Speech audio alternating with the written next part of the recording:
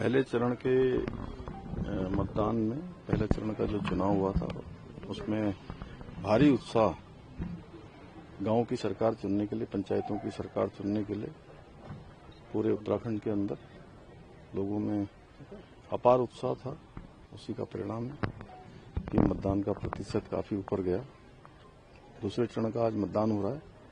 दूसरे चरण में जो प्रारंभिक रूप से 12 बजे तक के आंकड़े आए हैं, काफी अच्छा मतदान हुआ है। अभी जो बचे हुए 2 घंटे हैं उसमें भी लोग गांव की सरकार चुनने के लिए बड़ी संख्या में बाहर आएंगे, क्योंकि त्रिस्तरीय पंचायत चुनावों के जो प्रतिनिधि चुने जाते हैं उनका ग्रामीण क्षेत्रों में, पंचायतों में विकास में बहुत बड़ा योगदान होता है। इसलिए मैं सभी से अपील करता हूं कि अपने मत का प्रयोग करें और मतदान करने के लिए बड़ी संख्या में आएं और ग्राम सभा की सरकारों को चुनें। सर, आप जनपद में काम कर रहे हैं, लगातार आपकी सरकार अच्छा काम कर रही है, लेकिन नैनीताल जनपद की बात की जाए तो आपके जो अधिकारी पूरी तोड़ फोड़ में लगे हुए हैं, लोगों को परेशान कर रहे हैं, अनावश्यक रूप से नोटिस दिया जा रहा है, उसमें लोग काफी परेशान है। सिर्फ तोड़फोड़ आपकी जिले की जो प्रशासन है उसका रहेगा। हमारा काम है विकास को प्राथमिकता से आगे बढ़ाना। आदरणीय प्रधानमंत्री जी के नेतृत्व में हमारी जो 2023 और 24 की इंडेक्स में सतत विकास के लक्ष्यों को प्राप्त करने में पूरे देश में उत्तराखंड सतत विकास के लक्ष्यों को प्राप्त करने में पहले स्थान पर आया है और विकास हमारा ये सर्वोच्च प्राथमिकता है। अगर कहीं पर किसी प्रकार की कोई बात आती तो निश्चित रूप से हम लोग उसको देखेंगे।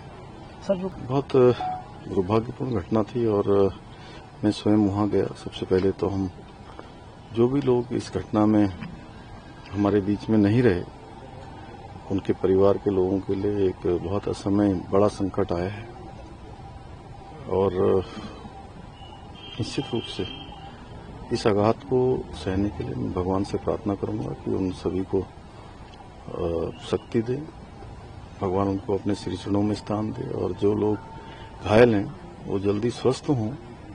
इसके साथ साथ हमने कुछ जरूरी कदम भी उठाने के लिए आज ही सभी ऐसे स्थान जहां पर श्रद्धालु आते हैं, तीर्थयात्री आते हैं, दर्शन के लिए धार्मिक लोग आते हैं, वहां एक तो उनकी जो केयरिंग कैपेसिटी है उसके अनुरूप ही वहां लोगों को भेजा जाए। जिस स्थान को चौड़ा किया जा सकता है चौड़ा किया जाए, पार्किंग इत्यादि की अच्छी व्यवस्था की जाए, ट्रैफिक मैनेजमेंट किया जाए, सावधानी से उतने ही लोगों को मंदिर के अंदर या उसके स्थान की ओर जाने दिया जाए जितने लोगों के लिए जितनी वहां केयरिंग कैपेसिटी है, और सुरक्षा के नियमों का सख्ती से पालन किया जाए।